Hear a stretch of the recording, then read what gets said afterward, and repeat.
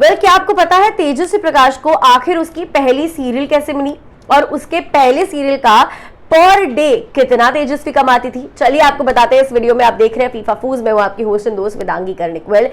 एक recent interview में तेजस्वी प्रकाश ने अपने पहले प्रोजेक्ट के बारे में रिवील किया कि आखिर उन्हें पहला प्रोजेक्ट कैसे मिला, कॉलेज के पढ़ाई के साथ, इंजीनियरिंग की पढ़ाई के साथ आखिर उन्होंने काम कैसे शुरू किया और पर डे वो कितनी कमाती थी।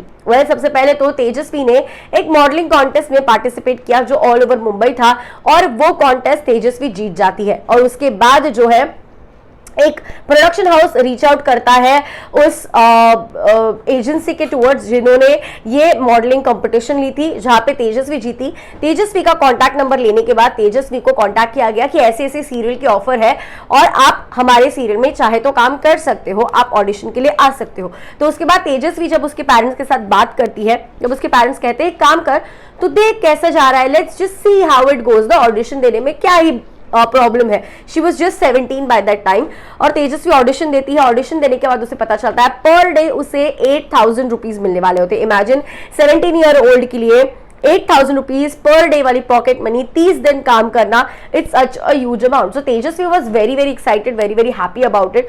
उसका ऑडिशन काफी अच्छा गया, उसे सिलेक्ट भी कर लिया गया। तो she was actually on top of the world and enjoying. पहले वो डेली सोप में जब उसे अप्रोच किया गया था करने के, तो शी वॉज लाइक मैं मुंबई से हूँ and I don't really watch daily soaps, कौन ही देखता है डेली सोप्स, एंड मेरे एज के तो कोई देखता नहीं है। So I was not keen on working on it. लेकिन मेरे पेरेंट्स ने जजब मुझे बोला तब उसके बाद आई रियलाइज कि I should give it a try. और उसी तरीके से मेरी जर्नी जो है शुरू हुई डेली सोप्स में काम करने की। और 26/12 वाली जो सीरियल थी, लाइफ ओके पे आई थिंक वो आती थी, उसी सीरियल के बारे में यहाँ पे तेजस्वी बात करते हुए सुनाई दी। और तेजस्वी के लिए एक्टिंग के करियर में आना भी इतना आसान नहीं था, क्योंकि उसके पेरेंट्स ने उसे कहा था कि चाहे जो हो जाए, you have to finish your engineering, तुम्हें डिग्री तो चाहिए। उनके घर में हर एक के पास एक मास्टर डिग्री या पीएचडी तो है ही, लेकिन तेजस्वी को कहा गया कि एटलीस्ट तेरे पास ग्रेजुएशन की डिग्री होनी चाहिए। उसके बाद तुझे एक्टिंग वैक्टिंग जितनी करनी है कर, but you have to be educated, you have to have a degree.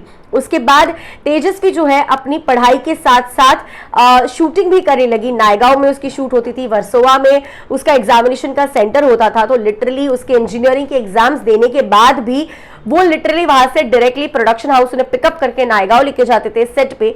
Obviously छोटी है, कार नहीं चला सकती, व्हीकल नहीं चला सकती, इसलिए प्रोडक्शन ही उसे लेकर आने जाने का काम करते थे।